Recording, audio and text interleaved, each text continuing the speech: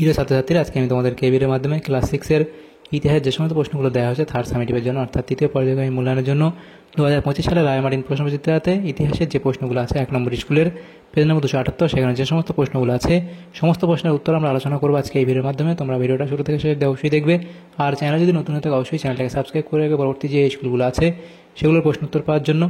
তো শুরু করা যাক, আজকে আমরা আলোচনা করবো এই 1 নম্বর স্কুলের প্রশ্ন উত্তরগুলো। তো এখানে দেখো যে প্রশ্নগুলো আছে আমাদের 1 নম্বর স্কুলে, প্রথমে কি বলা হয়েছে যে 14টা এখানে প্রশ্ন আছে আমাদের, 1 নম্বরের প্রশ্ন 14 নম্বর এখানে দেওয়া হয়েছে।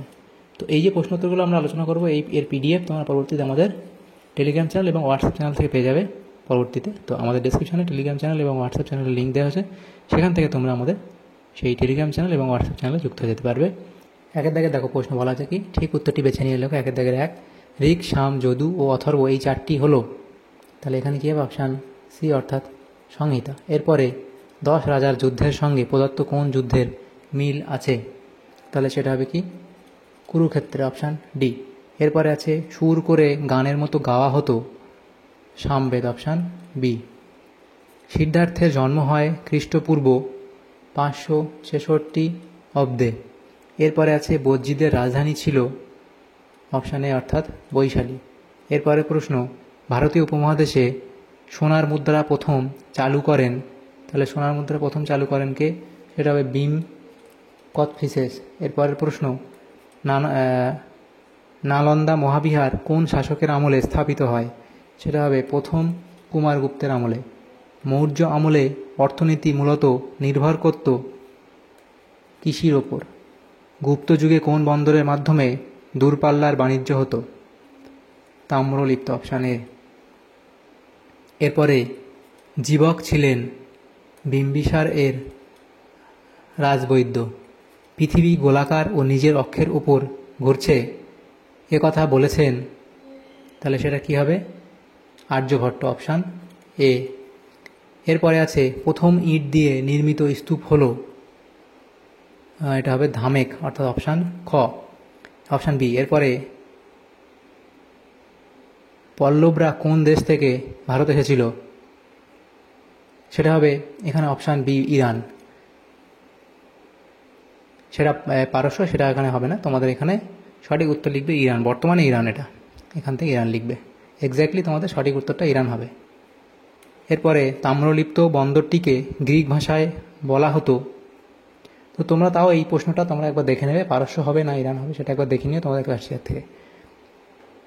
এরপরে দেখো প্রশ্ন আছে কি, তাম্রলিপ্ত বন্দরটিকে গ্রিক ভাষায় বলা হতো তামালিতেস, তাহলে এখানে অপশান ডি। এমসিকিউগুলো হলো। এরপরে যে প্রশ্নগুলো আছে দেখো বলা আছে কি 2 দাগের এ, একটি বাক্যে উত্তর দাও। প্রথম প্রশ্ন, আর্যরা ভারতের কোন অঞ্চলে প্রথম বসতি স্থাপন করে? তাহলে আর্যরা প্রথম ভারতের কোন স্থানে বসতি স্থাপন করে? সেটা লিখবে সপ্ত সিন্ধু অঞ্চলে, সপ্ত সিন্ধু অঞ্চলে, সপ্ত সিন্ধু অঞ্চলে। এরপরে আছে কোন দেবতার উদ্দেশ্যে গায়ত্রী মন্ত্র রচিত হয়েছিল? লিখবে সূর্য দেবতা, সূর্য দেবতা। এখানে তোমরা নাম লিখলে এখানে এইটাই লিখবে, সূর্য দেবতাই লিখবে। এরপরে একলব্যের কথা কোন মহাকাব্য থেকে জানা যায়? লিখবে মহাভারত, মহাভারত। এরপরে 4 দাগের প্রশ্নে বলা হচ্ছে দেখো মহাভীর নিষ্ক্রমণ কি? তাই এটা লিখবে সংসারের মায়া মমতা স্নেহবন্ধন ত্যাগ করে পরমার্থ লাভ ও মানুষের প্রকৃত মুক্তির পথ অনুসন্ধানের জন্য গৌতম বুদ্ধ 30 বছর বয়সে সবার অগোচরে গভীর রাতে গৃহত্যাগ করে সন্ন্যাস গ্রহণ করেন। বৌদ্ধ শাস্ত্রে তার এই সন্ন্যাস ব্রত গ্রহণই মহাভীর নিষ্ক্রমণ নামে পরিচিত, এটি লিখবে। এরপরে বৌদ্ধ ধর্মসাহিত্যগুলি কোন ভাষায় লেখা? তাহলে বৌদ্ধ সাহিত্যগুলি কোন ভাষায় লেখা? তাহলে লিখবে কি পালি ভাষায়, পালি ভাষায় লেখা। এরপরে প্রশ্ন, কনিষ্কের রাজধানী কোথায় ছিল? লিখবে পুরুষপুর বা পুরুষপুর লিখবে।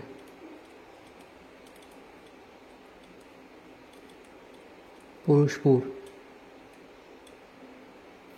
এরপরের যে প্রশ্নগুলো আছে দেখো সেটা হচ্ছে সি এর দাগে ঠিক বা ভুল লেখো। তাহলে ঠিক ভুল নির্ণয় করতে দেওয়া হয়েছে। তাহলে সেটা কি লিখবে? প্রথম প্রশ্ন কি, এক, মৌর্য আমলে কারিগর ও বণিকদের কাজে তদারকি করতেন। তাহলে তদারকি করতেন।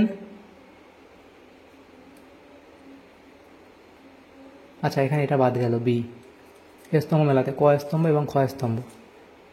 মহাবলীপুরম, তাহলে মহাবলীপুরম এখানে মিলবে কি, রথের মতো মন্দির, গান্ধার শিল্পরীতি, কুষাণ যুগ, তৃতীয় বৌদ্ধ সঙ্গীত, এটা হবে পাটলিপুত্র, এবং তৃতীয় বৌদ্ধ সঙ্গীতই পাটলিপুত্র, এবং এটা হবে ভদ্রবাহু, সেটা হবে দিগম্বর। এভাবে মিলিয়ে নেবে বাম ক স্তম্ভ খ স্তম্ভ। এরপরে ঠিক ভুল নির্ণয় করতে দেখছে। প্রথম প্রশ্ন, মৌর্য আমলে কারিগর ও বণিকদের কাজের তদারকি করতেন রাজা, এটা এখানে ভুল বলা হয়েছে। এরপরে কুষাণ আমলে কেরলে গোলমরিচের ফলন বিখ্যাত ছিল, এটা এখানে ঠিক বলা হয়েছে। নেক্সট প্রশ্ন, বেমানান শব্দটি খুঁজে বের করো। প্রথম প্রশ্ন, ব্রাহ্মণ, জ্যোতিষ, ক্ষত্রিয় এবং বৈশ্য। তো এখান থেকে তোমাদের জ্যোতিষটা আলাদা হয়ে যাবে। এবং এখানে আছে কি, আলেকজান্ডার, সেলিউকাস, কনিষ্ক এবং মিনান্দার। এখান থেকে কনিষ্কটা আলাদা হবে। এরপরে 3 দাগে যে প্রশ্নগুলো আছে, নিচের প্রশ্নগুলির 2-3টি বাক্যের মধ্যে উত্তর লেখো, যে কোনো বিকল্প প্রশ্নই লক্ষণীয়। 6টা প্রশ্ন, 2 নম্বর করে 12 নম্বর দেওয়া হয়েছে। প্রথম প্রশ্ন, বৈদিক যুগে চিত্রিত ধূসর মাটির পাত্র বলতে কী বোঝায়, সেটা লিখবে অবধি। এরপরে অথবা দিয়ে প্রশ্ন, বিদত বলতে কী বোঝো, চতুর্জাম কি, দিগম্বর কি, শ্বেতাম্বর কি, দিগম্বর ও শ্বেতাম্বর কারা, লিখবে অবধি। এলাহাবাদ প্রশস্তি গুরুত্বপূর্ণ কেন। তারপর অথবা দিয়ে প্রশ্ন ছিল, আইহোল প্রশস্তি সম্পর্কে কী জানো, লেখো অবধি লিখবে। এরপরে দ্বিতীয়, নগরায়ন কবে এবং কোথায় হয়েছিল। এরপরে অথবা দিয়ে প্রশ্ন, গুপ্ত রাজাদের চালু করা সোনার মুদ্রাকে কী বলা হতো। বিশাখ দত্তের লেখা 2টি নাটকের নাম লেখো। এটা হবে ব্রহ্মগুপ্ত কে ছিলেন এবং তার লেখা বিখ্যাত গ্রন্থটির নাম লেখো।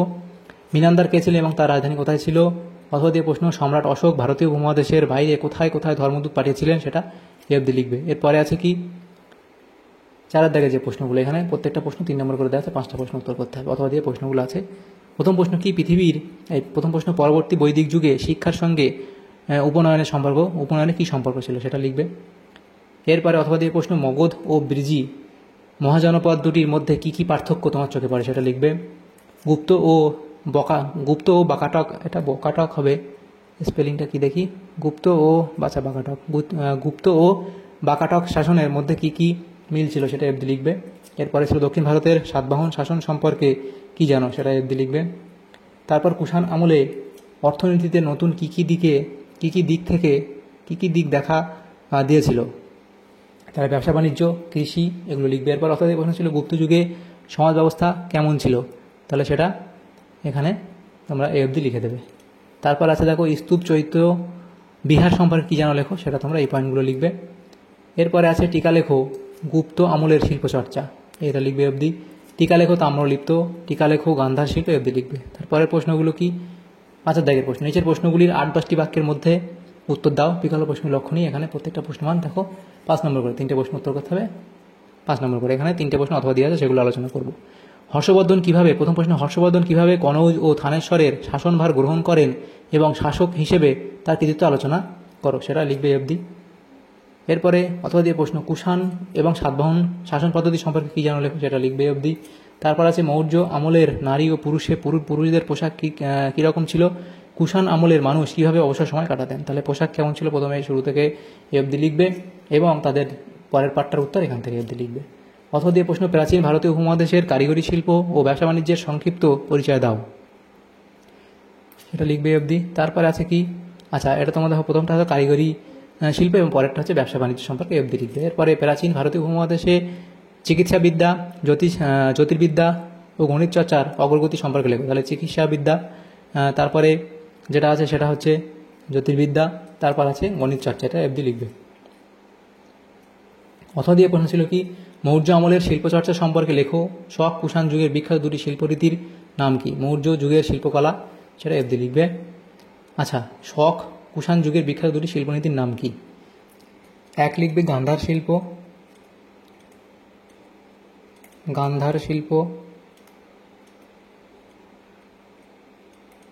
2 লিখবে কি, মথুরা শিল্প।